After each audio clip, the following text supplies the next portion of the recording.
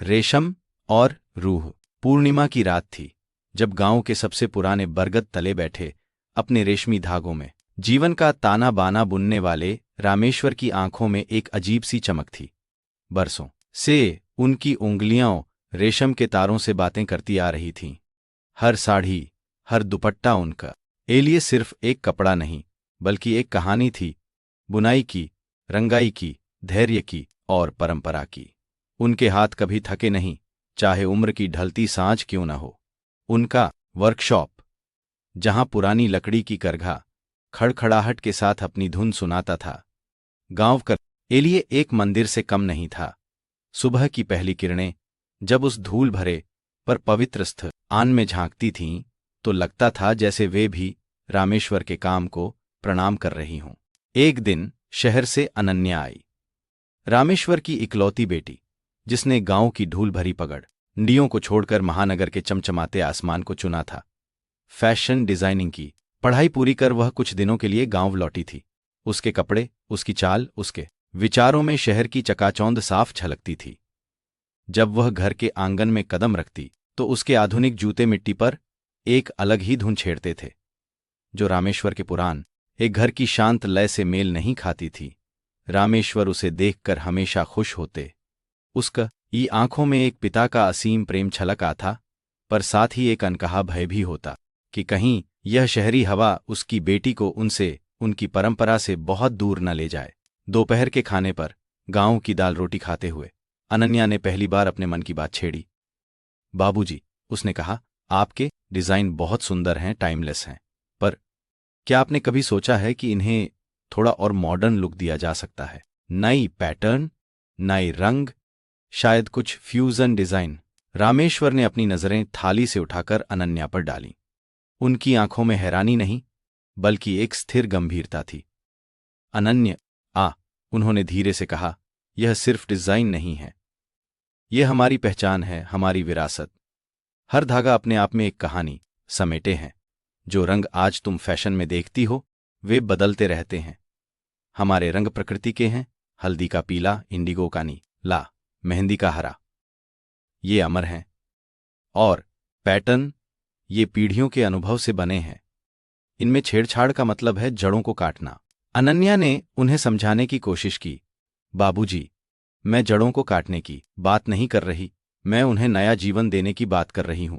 शहर में लोग कुछ नया चाहते हैं, जो परंपरा और आधुनिकता का संगम हो। आप इतने कुशल कारीगर हैं, आपके हाथ में जादू है। अगर हम कुछ नए प्रयोग करें। रामेश्वर ने अपनी बात पूरी होने से पहले ही टोका, प्रयोग उस चीज में होते हैं जिसमें जान न हो। अनन्या, हमारे काम में तो जान है, रूह है। तुम शायद शहर में रहकर इसकी गहराई को भूल गई हो। अनन्या को लगा जैसे एक गहरी खाई उनके बीच अचानक खुल गई हो। बाबूजी को समझाना आसान नहीं था। अनन्या अपने कमरे में लौट आई, मन खिन्न था। बाबूजी कभी नहीं समझेंगे। उन्हें लगता है कि उनकी कला अपरिवर्तनीय, लेकिन शहर में जहां हर दिन कुछ नया पैदा होता है, वहां पुरानी चीजों को कब तक ऐसे ही रखा जा सकता है। उसे लगा जैसे वह दो दुनियाओं के बीच फांस गई है। एक दुनिया जो उसे अपनी जड़ों से बांधे रखना चाहती है, और दूसरी जो उसे उड़ने के लिए पंख देती है। रात को उसके फोन पर एक ईमेल आया। दिल्ली के एक प्रतिष्ठित फैशन इंस्टीट्यूट ने एक राष्ट्रीय डिजाइन प्रतियोगिता की घोषणा की थी। विषय था हेरिटेज रीइमेजिन्ड, विरासत को फिर से कल्पना करना। यह उसके लिए एक सुनहरा अवसर था, अपनी पहचान बनाने का, यह दिखाने का कि परंपरा को नया रूप भी दिया जा सकता है। पर उसे क्या डिजाइन करना था? कुछ ऐसा जो उसके बाबूजी की कला को भी सम्मान दे और उसके अपने आधुनिक विचारों को भी व्यक्त करे। यह एक मुश्किल चुनौती थी। अगले कुछ दिन अनन्या ने प्रतियोगिता के विषय पर खूब सोचा। उसने अपने कमरे में एक छोटा सा डिजाइन स्टूडियो बना लिया था, जहां वो स्केच बनाती, रंग मिलाती और विचारों में खोई रहती। एक शाम पुरानी संदूक में कुछ ढूंढते हुए उसे अपनी माँ की शादी की साड़ी मिली। यह रामेश्वर ने स्वयं बुनी थी, लाल और सुनहरे रेशम का एक अद्भुत नमूना, जिसमें मोर और कमल के पारंपरिक रूपांकन इतने सजीव लग रहे था कि मानो अभी बोल उठेंगे। साड़ी पुरानी जरूर थी, पर उसकी चमक और बुनाई आज भी बेजोड़ थी। उसे छूते ही अनन्या की आंखों में आंसू आ गए। उसे अपनी माँ की याद आई और फिर बाबूजी की कहीं बात याद आई। हर धागा अपने आप में एक कहानी समेटे है। अचानक उसके दिमाग में एक विचार कौंधा। क्यों न वह इस पुरानी साड़ी का डिजाइन से प्रेरणा ले, पर उसे एक बिल्कुल नए आधुनिक रूप में ढाले। वो रंगों और पैटर्न को तो वैसे ही रखे, पर उनके संयोजन और ड्रेप में कुछ नयापन लाए। यह उस प्रतियोगिता के विषय के साथ पूरी तरह मेल खाता था। विरासत को फिर से कल्पना करना। उसे लगा जैसे उसे अपनी दिशा मिल गई हो। उसकी आंखों में अब निराशा की जगह एक नई चमक थी, एक नया संकल्प। अनन्या ने अपने कमरे में खुद को बंद कर लिया और काम शुरू कर दिया। वह अपनी माँ की साड़ी के रूपांकनों का अध्ययन करत उनके पीछे के दर्शन को समझने की कोशिश करती। फिर वह उन्हें अपने आधुनिक स्केचों में उतारती।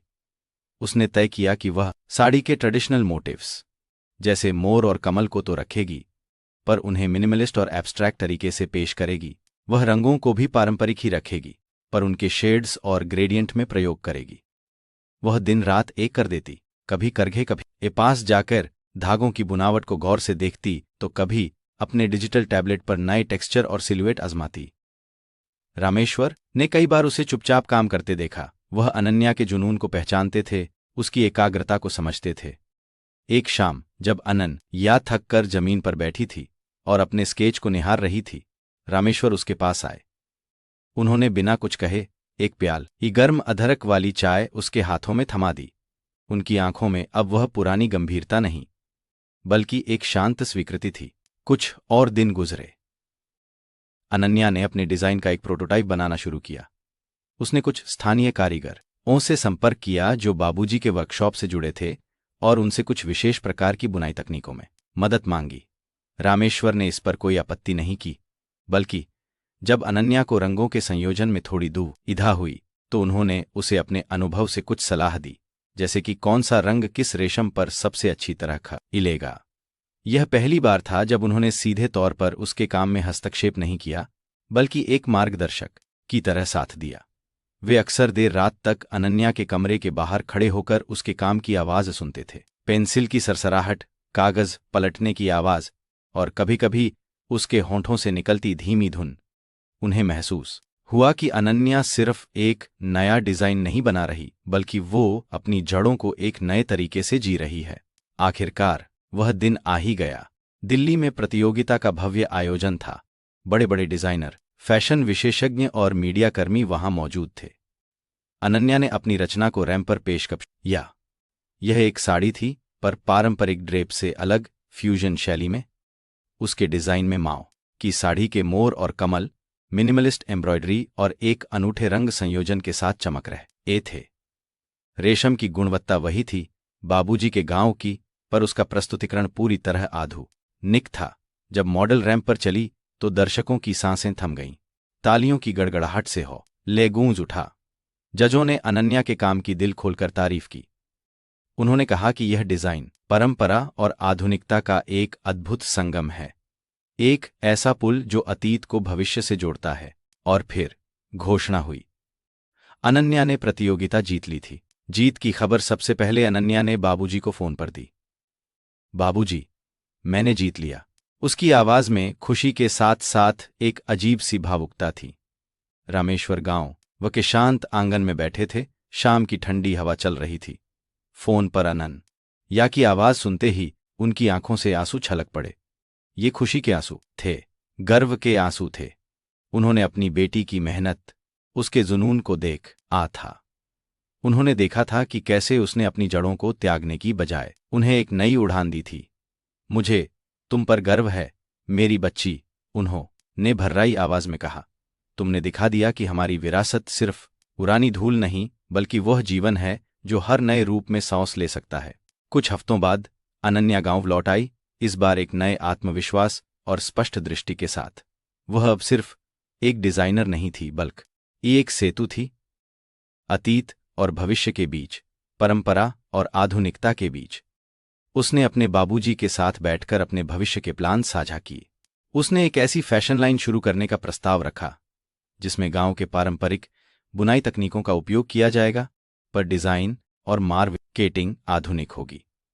रामेश्वर ने उसकी बात धैर्य से सुनी, और इस बार उनके चेहरे पर कोई विरोध नहीं था, बल्कि एक गहरी संतुष्टि थी। तो तुम अब इस मिट्टी की खुशबू को शहर तक ले जाओगी? उन्होंने मुस्कुराते हुए पूछा। हाँ बाबूजी, अनन्या ने कहा, और शहर की चमक को यहाँ गांव तक भी लाऊंगी। यह सिर्फ डिजाइन नहीं, यह हमारी रूह है जो अब नए रेशमी धागों में सिमटकर दुनिया को दिखाई देगी। दोनों ने एक दूसरे की ओर देखा। उनकी आंखों में अब कोई खाई नहीं थी, बल्कि एक अटूट बंधन था, रेशम और रूह का, पिता और पुत्री का, जो सदियों से चले आ रहे ताने बाने की डोर से जुड़ा था और अब नए रंगों में रंगकर भविष्य की ओर बढ़ रहा था। आपको ये कहानी कैसी लगी? हमें कमेंट्स में बताएं और चैनल को सब्सक्राइब करना न भूलें।